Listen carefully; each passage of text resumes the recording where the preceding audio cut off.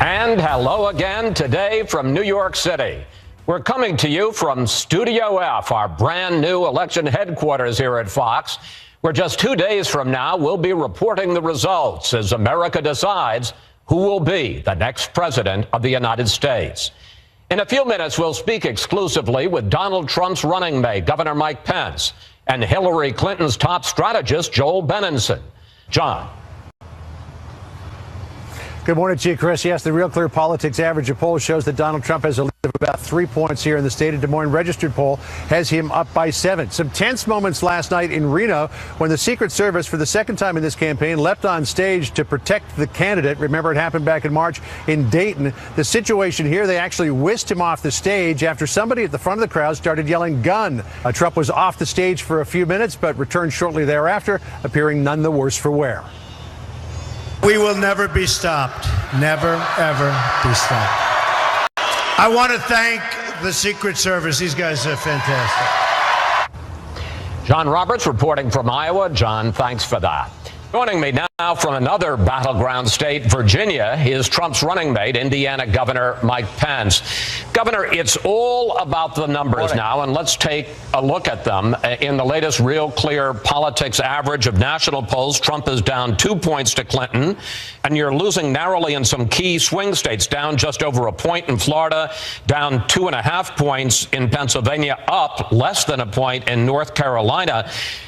There's no question that Trump and you have tightened the race, but the fact is you're still losing. And the question is, how do you go over the top? What do you do in terms of specifically who, which states, where to go over the top in these final 48 hours? Well, I'll tell you what, our secret weapon is the American people who are saying enough is enough. I mean, I was here at a rally last night in Virginia.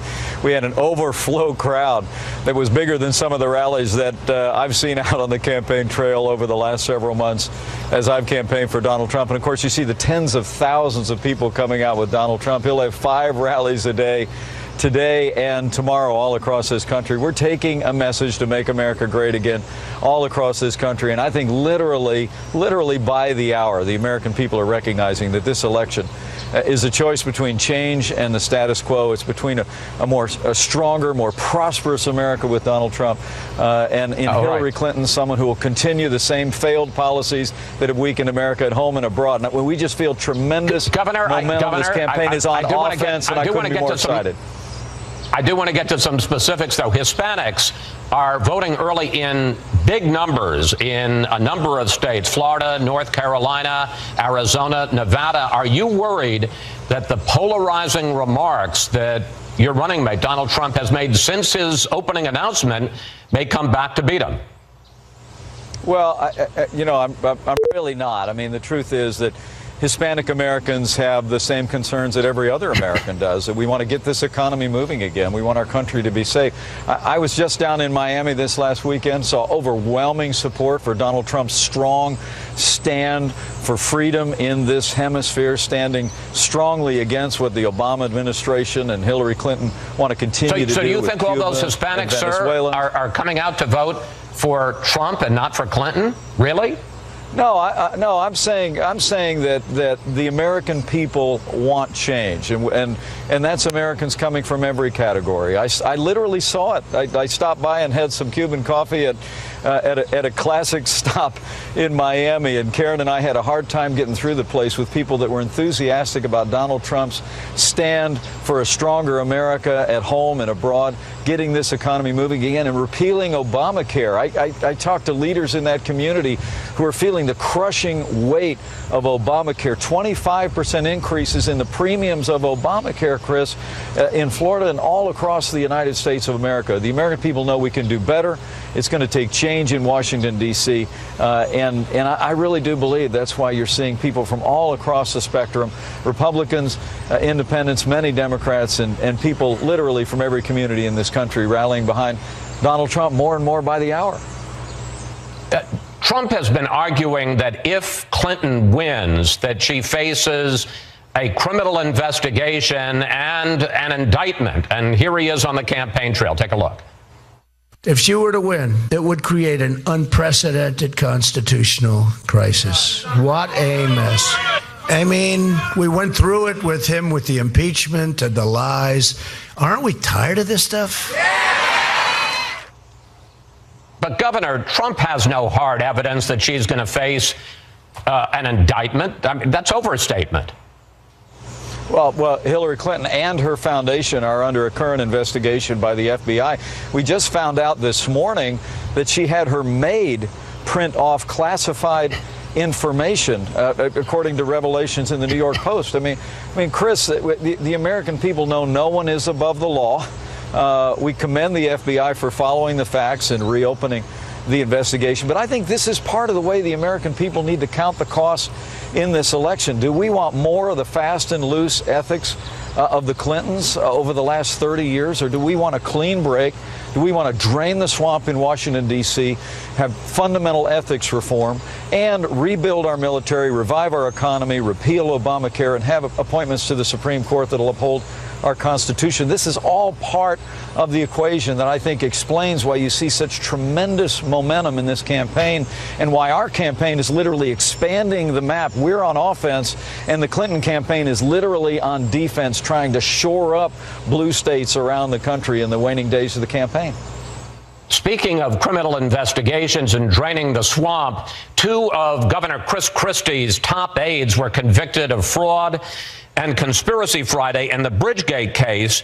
And given the fact that there was repeated testimony in that trial that Christie knew all about the effort to close the lanes to the George Washington Bridge to punish a political opponent, are you comfortable with Christie as the chairman of the Trump transition team if he's elected? Well, what I would tell you is Chris Christie has continued to strongly state his position that he had no knowledge of those actions taken, and frankly, as he said late in the week, that what those convictions proved is that he was right to immediately fire those people for the actions that they'd taken. But look, all of our focus is on Election Day, I promise you, and we're grateful for Chris Christie's role in the campaign, and we're going to all keep our head down and work hard to bring Governor, home a great victory for the American people. No chance that he'll be replaced after the election? I mean, you're standing by Chris Christie despite all this evidence? Look, there's no changes in personnel here in the waning days of the campaign. We're 100% focused on bringing home a great victory for the American people. And Republicans are coming together, Chris. I was yesterday with Speaker Paul Ryan in Wisconsin. A couple days before, I was with Governor Doug Ducey in Arizona. Last night here in Virginia with Ed Gillespie. Republicans are coming home and recognizing that we need to elect Donald Trump as the next president, re-elect a strong Republican majority, and Republicans are coming home with independents and Democrats at their side to make sure that Hillary Clinton is never elected president of the United States. The momentum is palpable out there, and I'm looking forward to jumping on a plane headed to Florida, North Carolina, and New Hampshire today. Donald Trump is literally everywhere. Let me ask you one final question, if I may. This has been a divisive and negative campaign. You talk about the party coming together. I want to ask you about the country coming together. Yeah.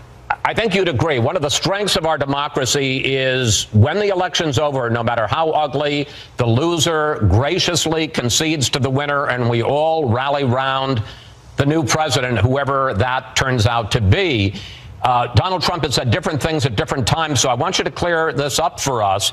Can you guarantee that if there is a clear winner on election night, and I repeat if, I know you're going to say, well, he's going to win, but if Donald Trump should be the loser, can you guarantee that he will concede to Hillary Clinton and accept the result of the election and the judgment of the American people? Well, thanks for anticipating my answer. I think Donald Trump is going to win this election, and he'll be more than happy to accept the results. I'd like you not to duck it. But look, can you guarantee that he will put this behind us? Sir, can you guarantee he'll put this behind us and accept the result? Yeah, the campaign's made it very clear that, a clear outcome, obviously both sides will accept. But I think both campaigns have also been very clear that, you know, in the event of disputed results, they reserve all legal rights and remedies. But the truth is that this is such an exciting time in the life of our country. The way this country is going to come together is when we deliver the change that the American people long to see. When we rebuild our military, we're standing tall in the world. When we revive our economy, when we have a Supreme Court that upholds our liberty, and we see America growing and prospering again. Governor? When we see America great again, America is going to be united, and we're going to move our nation forward. Governor Pence, thank you. Thanks for your time, especially in this final weekend. And safe travels on the campaign trail in these last 48 hours, sir. Thank you, Chris. Coming up, Hillary Clinton's top strategist, Joel Benenson, is here in Studio F. And we'll check in with Bill Hemmer upstairs on the data deck with a look at the possible paths to the all-important 270 electoral votes. As Fox News Sunday reports live from America's election headquarters. And we're back at Fox News election headquarters in New York City. As the polls tighten just hours before Election Day, Hillary Clinton is fighting off Donald Trump's late charge. Joining me now is Clinton's top strategist, Joel Benenson. And Joel, welcome back to Fox News Sunday. Thanks for having me, Chris. As I pointed out to Mike Pence, while they've tightened the race, they're still losing, the Trump side is. But there are some numbers out there that are troubling to your side, and I want to ask you about those. In the latest Fox poll, 71% of Trump voters strongly support him versus 65% of Clinton voters. 63% of Trump supporters are extremely interested in the race. For Clinton, it's 54%. And after news of the FBI investigation, 21% of the independents are less likely to vote for Clinton. Joel, there seems to be an enthusiasm gap, and the FBI investigation seems to be hurting Clinton. No, I think there are a lot of ways to measure enthusiasm. You know, there's also a Washington Post poll, when they've been tracking numbers historically, 56% of Hillary Clinton's voters saying they're voting for her as opposed to against her opponent, kind of on par with people like Al Gore and George Bush, Bill Clinton in 96. That same poll shows Donald Trump at 41%. That is historically and significantly lower than most presidential candidates. Do you think the FBI announcement, now a week and a half old, has hurt Clinton? No, I don't. I think it obviously occupied a lot of airspace, but I think, you know, we've been knocking on doors. We have had lines all weekend at our phone banks of people waiting to get in. We've knocked on 2 million doors this weekend. And I think where you're seeing the enthusiasm is in the early vote. Our people are going out to vote where the early vote, you know, is going on. States like Florida, states like Nevada, very strong numbers, and not just with, you know, our base Democratic voters, but we think we're seeing a surge with suburban women, younger people, millennials, broadening our coalition. Okay. Having said all of that, Clinton has changed her game plan these last few days. I always say the most precious commodity in the last week of a campaign is the candidate's time. She went to Detroit to campaign on Friday, which is somewhat surprising. She's going back there again to Michigan, to Grand Rapids on Monday. You're now running TV ads in Virginia and Colorado and New Mexico. Those were all states that were off the board for Trump 2 weeks ago. Well, here's going to Michigan, by the way, is very consistent with our plan, because Michigan is one of the states we call game day states.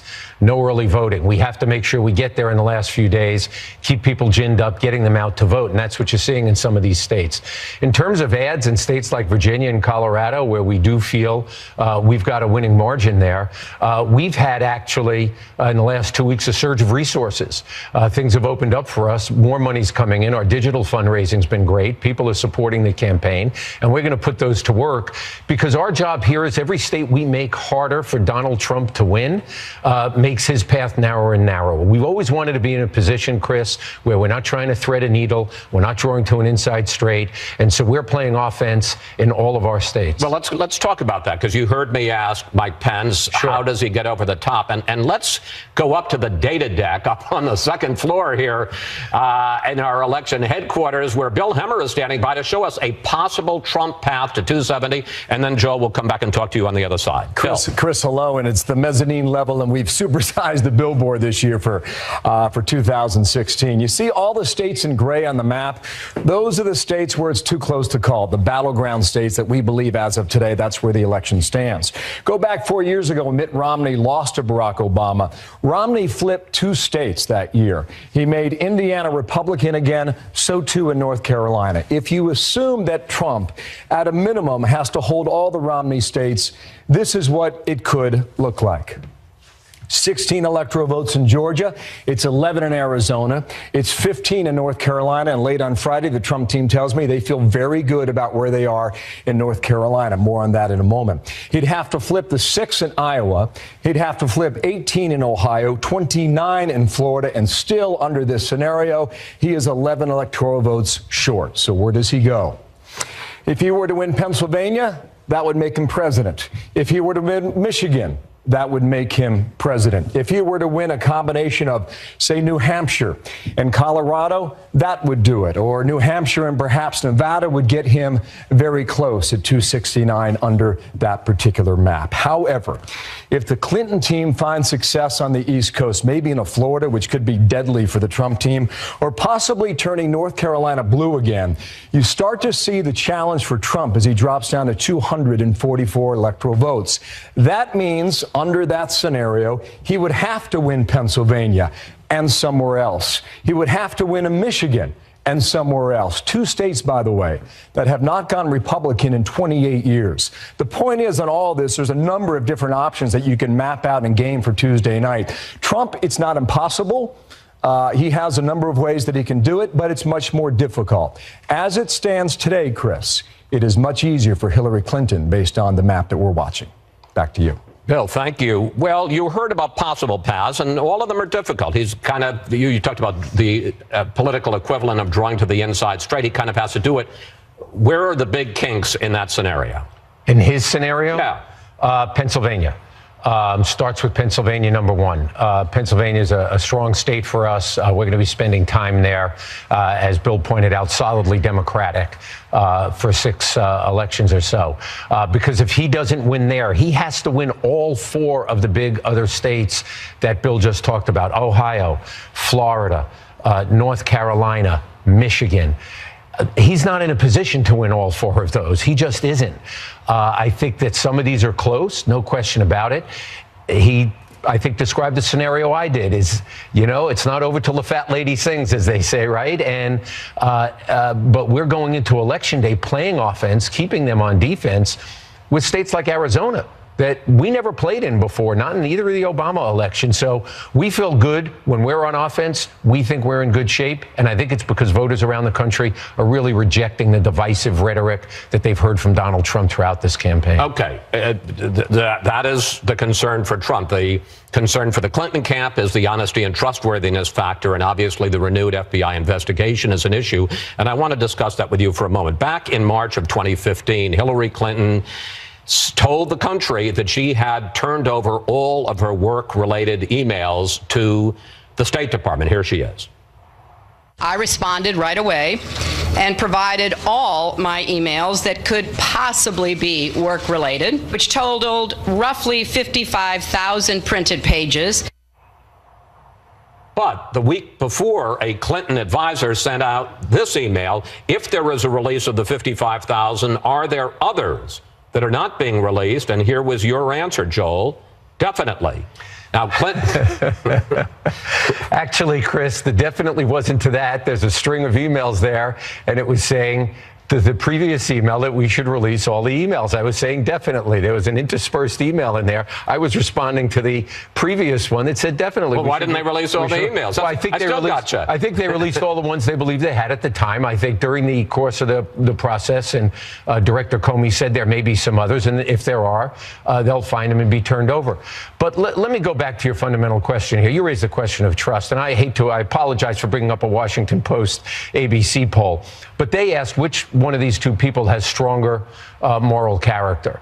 And by 46 to 38 voters, an 8-point spread. Look, as you know, Hillary Clinton was perceived. It depends on the question that's asked. Well, it was. But stronger moral character is a pretty standard test for President of the United States as well. And I think people are looking at these 2 people, and we have an 8-point advantage there. And people are looking at this through the prism of who are these 2 people? What have they both done in their lives that will make me count on them, trust them? I got that, but I want to ask you a question about the emails, because Because you've never asked me before. No, go ahead. Well, I haven't asked you often about the emails. The argument that she made and that the campaign has made that all of the deleted emails were personal. They were about her yoga, about Chelsea's wedding. Question I have for you is, were emails about the Clinton Foundation considered personal, and were they deleted? Chris, I'm not sure how they were considered. What I know is that who's ever looking at all the emails has been looking at it for years, 15 months, almost a year and a half now, right? They've said they're going to look at any other emails that come up and let them make a judgment. When Director Comey spoke, he had no access to other emails. He hasn't seen them. He went out on a limb. He's been criticized by both Democratic and Republican former law enforcement officials who said this was inappropriate to do at this point, particularly when he had no facts and no information.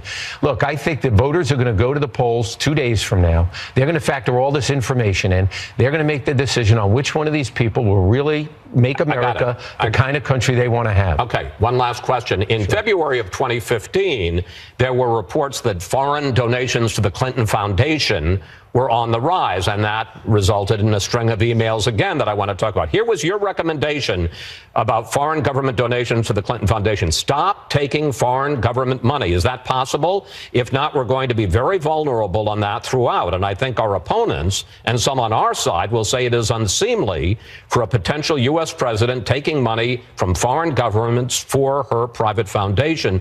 Joel, you knew this was a problem, but as we sit here today, the Clinton Foundation continues to take money from foreign governments. Well, two things. One, I'm not going to authenticate any of these emails that we know were hacked through Russian interference. Okay. What the Clintons have said is they have announced the steps they will take if Hillary Clinton is elected president. They are very clear. You were saying this in 2015. Foundation, why not? Foundation, because this foundation helps millions of people around the world. President Clinton has put to work at that foundation what he learned as president with 11 million people on life-saving AIDS drugs. So you don't think it's unseemly? I think that the Clintons have announced what steps they would take if she is elected on Tuesday, which I believe she will be, about the steps they will take to change the way the foundation will operate if she's president of the United States. What they don't want to happen is for millions of people who are being saved with life-saving drugs, kids getting better food in schools. But that was still true. That was still true in 2015, and you called it unseemly. Well, I said I'm not going to authenticate any of these emails that were hacked by Russians. I'm going to talk about what the foundation has done and how they've addressed what they will do going forward. Joel, thank you. Thanks for coming in today. Always good to talk with you. Good to see you, Chris.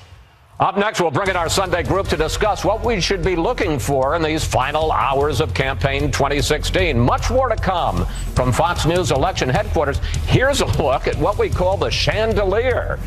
Well, we'll be making race calls throughout election night. We'll be right back. Stay on point, Donald. Stay on point. No sidetracks, Donald. Nice and easy. Nice. His campaign probably put that in the teleprompter. Stay on point, Donald. Stay on point. In these final days of the campaign, Donald Trump giving himself a pep talk and Hillary Clinton making fun of it. And it's time now for our Sunday group. GOP strategist Karl Rove, Bob Woodward of the Washington Post, Dana Perino, co-host of The Five, and I'll tell you what, and the hardest working woman in show business is also the author of the new book, Let Me Tell You About Jasper, and Fox News political analyst Juan Williams. Well, Karl, you've looked at all the polls, you've crunched the numbers on early voting, you've explored all the paths to 270. Where is this race now? Donald Trump leads in the Mitt Romney states with 206 electoral college votes, albeit in one of those states, North Carolina, by only a point. But he also leads in Ohio, Nevada, New Hampshire, and Iowa. If he gets there, it's 240 electoral votes, still short of the 270, but within striking distance. 29 electoral votes up in Florida. Today, she leads by one, but Republicans have had good numbers in early voting there. They're down only 7,000 in the early voting. 4 years ago, when Barack Obama won the state by 74,000, they were down 104,000 at the end of early voting. So Florida is very much up for grabs. I thought it was interesting that when you asked Joel Benenson about the most important states, he said Pennsylvania, not Florida. That seems to me that might be an indication that they're concerned about Florida. It is very much up for grabs, and the signal in the early voting points to a narrow Trump victory there. Juan, what's your sense? Is Trump as close as Carl says? Is this race slipping away for Clinton? I don't know if it's slipping away, but I think that if you looked a week ago, it was more like 5 to 6 percentage point in the national polls this morning. Wall Street Journal has her up 4. ABC Washington Post has her 5. Fox News Channel, our polling has her up 2. So what you see is that it has tightened. But most of the tightening has been a result of Republican consolidation of their vote. Republicans previously were about 70%, 75, 80%. Now they're up to 85% behind Donald Trump. I think obviously people like Paul Ryan, the speaker, Ted Cruz, his former rival and bitter rival, have now decided they're voting for Donald Trump. I think that's a signal, despite, their concern about lack of qualifications, character, whatever. So at the moment you have it like, she is in a position where most Americans, according to the Fox poll, think she's going to win 56%. Only a third, 35%, think he'll win. And the difference at this juncture, I think, is ground game. She really has a ground game. I don't think anybody thinks he has a sufficient ground game to push the numbers 1 or 2 points at the very end. I want to turn to one of the biggest developments over these last 10 days, and that was FBI Director Comey's shocking announcement that he's reopening the criminal investigation into Hillary Clinton and the emails. Now, the White House said that President Obama wasn't going to weigh in on whether this was a good idea or not, and then President Obama did weigh in. Here he is. I do think that there is a norm that when there are investigations, we don't operate on innuendo, we don't operate on incomplete information, we don't operate on leaks. Bob Woodward, as someone who has been reporting on the FBI since Watergate, what do you think of the role that the FBI and the Justice Department, and apparently a lot of leaks and a kind of a war between the two agencies, of their role this last 10 days? I think it will be many months or years before we really unravel what happened in this. But what Director Comey did is extraordinary, both times. Back in July, saying that she would not be charged. An old FBI hand, one of the iconic figures, told me the other day he thinks that's the first time the FBI made a prosecutorial decision. Normally, it's the Justice Department that does this. So it's a big deal. I don't know whether it changes the race. I mean, the numbers that Carl has are pretty convincing. I think the question to kind of ask is, if Trump does win, how is that possible? What's been missed? And I think I find in travels around the country, talking to groups from Texas to Florida to New York, people don't trust the polls. And they look at voting as much more personal. They don't like the idea, oh, I'm in a demographic group, so I'm going to go this way. They want to decide themselves, and so there are people in demographic groups who will say, no, I'm not going with my group. So you think they're lying? I think... lying to the pollsters. I think that's quite possible. I think also that you do all this by landline or cell phone. What sort of data do you get? I mean, even the New York Times today is saying the possibility of Trump winning is real. So why are people hedging? Because they're unsure, aren't they? Let me bring in Dana and your thoughts. One, about the state of the race, and two, the FBI role. What do you think of it? And do you think it has hurt, whether you like it or not, do you think it has hurt Clinton? Well, I think that it reaffirmed pre-existing beliefs about Hillary Clinton. So if you weren't going to vote for her and you thought she was dishonest, that reaffirmed it, and you might even be more encouraged to vote for it. And I think that that has happened at the same time, as Juan was saying, the Republicans said, all right, we might not think this is the best candidate we could have had, but by gosh, we're going to go out and vote for him because that's what Republicans do. On the other side, I agree with Bob. I think it could take years to find out what happened at the FBI, but whoever wins the presidency has got to figure out a way to reassure Americans and restore confidence in the FBI, because while they're doing this, they also have said in the past year, James Comey, the director, said they have 50 states that they're looking at with open investigations with ISIS terrorist related things. So they have things to do. I think that two things might happen. Republicans have been trying to get Pennsylvania for a long time, and it's always the one that got away. Right. Wisconsin's in that category as well. That's right. And for Democrats, I think that they still believe that Georgia and Arizona are the two, and I think they're actually probably going to end up with Republicans not winning in Pennsylvania and Wisconsin and Democrats not winning in Georgia or Arizona. Carl, I got about a minute left in this segment, and I want to go back to the narrative this weekend, and that is that the Hispanic vote is coming out in unusually large numbers, and the assumption is because of Trump's very polarizing remarks since his announcement that they're voting against him and for Hillary Clinton, and could be the deciding factor. Yeah, that's half the important narrative. What we're also seeing is a decline in the African-American turnout. We're seeing it, for example, in Florida and North Carolina, where it is down. The African-American turnout down in those states, Hispanic turnout up. The problem for the Democrats is every time they lose 1% of Democratic turnout among African-Americans, they lose about 9/10 of a point of support because they vote 90% plus for Democrats. Every time they gain a percentage point among Hispanics, they gain about 7/10 of a percent. So for the Democrats, they're hoping Hispanic turnout is rising significantly more than Democratic turnout is dropping among African Americans. Let me make one more point. Pennsylvania, there have been 42 polls since October of 2015. Donald Trump has not led in a single one. 16 polls since the end of September in Colorado, not led in a single one. Michigan, 37 polls since October of last year, hasn't led in a single one. He got an uphill climb here at the end. I can see him getting to 240, but after that, it's going to be a tough slog. And let me tell you, he speaks as somebody who tried for Pennsylvania over and over. It broke my heart twice. Broke my heart twice. All right, we have to take a break here. Up next, we'll break down the battle for control of the Senate and what happens on Wednesday. Can we put this ugly election behind us? Plus, what would you like to ask the panel about whether the country will rally around our new president, whoever he or she is? Just go to Facebook or Twitter at Fox News Sunday, and we may use your question on the air. Very excited. There are just 3 days left in this most consequential election. Are you ready? I'm asking you to dream big because your vote, think of this, we are just 3 days away. Do you believe it? And now we're just 2 days away. Hillary Clinton and Donald Trump making their closing arguments to voters in these final hours before Election Day. And we're back now with the panel. Well, it's not just the White House that's at stake on election night, also control of the Senate. And the fact is that the Democrats need a net pickup of 5 seats or 4 seats, plus Vice President Tim Kaine to break any ties to take control. We have our resident Senate watcher, Karl Rove.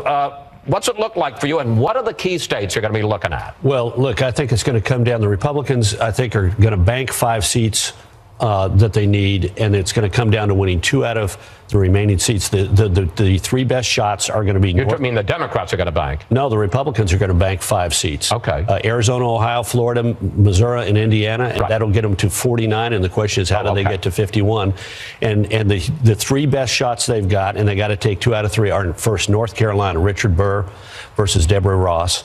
Burr leads by 1.5 in Real Clear Politics. Interesting to watch early vote. Democrats, as of Friday evening, 12,000 fewer Democrat early votes than in 2012. Republicans, 151,000 more. This is in a state Romney won by 94,000. All right, real quickly, Burr is the incumbent. That's a Republican seat, so the key is, can he hold on? Can he hold on to all 3 of these are holding on? Excuse me, two of them are holding on. The second one is New Hampshire, Kelly Ayotte versus Maggie Hassan. Ayotte, the incumbent Republican, Hassan, the Democratic governor. Ayotte is up 2.4 points. She's led in 7 of the last 10 polls in October. This will be the most expensive per capita Senate race in the history of America. $120 million will be spent. And again, that's a Republican seat that they're trying to hold on to. They've got to hold. And then there's one seat that's a Democrat seat. Harry Reid, the majority leader, is retiring, and Nevada's that. Yeah, Republican Congressman Joe Heck versus former Attorney General Mastow. Heck leads by 1.4 in the Real Clear Politics average. He's led in 7 of the 13 polls since October 1. The GOP has cut the Democratic lead in early voting by only 2,000, but this could be just like 2012. Barack Obama took the state in the presidential race, and Republican Senator Dean Heller was elected. So you think Republicans definitely get to 49. The question is, can they get to 51? Right. Or 50 with President or Vice President Mike Pence. Always good to have an insurance policy, though. And look, there are a couple of other races out there, but these are their best shots. One, who takes the Senate, and do Republicans hold on to the House? I think it's close to a coin flip, but I would just point out that, you know, there are other prognosticators, New York Times, Charlie Cook, I have a lot of respect for, and they at the moment give the Democrats a slight advantage. When you look at states like Illinois with Kirk, Wisconsin with Johnson, Pennsylvania with Toomey, I thought Toomey was going to come back, but it doesn't look that way in the polls at the moment. So I would look, as Carl was talking about, Missouri, I think is very close, North Carolina. I think Nevada is still in play, and Indiana, at the moment, it looks like Todd Young has taken the lead, but I would never, ever turn away. And that's a Republican state that the Democrats are trying to take with Evan Evan Bayh is Bayh. trying to come back. So what you get is a very tight race right now. All right, let's turn, because we want to ask, we ask you for questions for the panel, and we got a bunch on the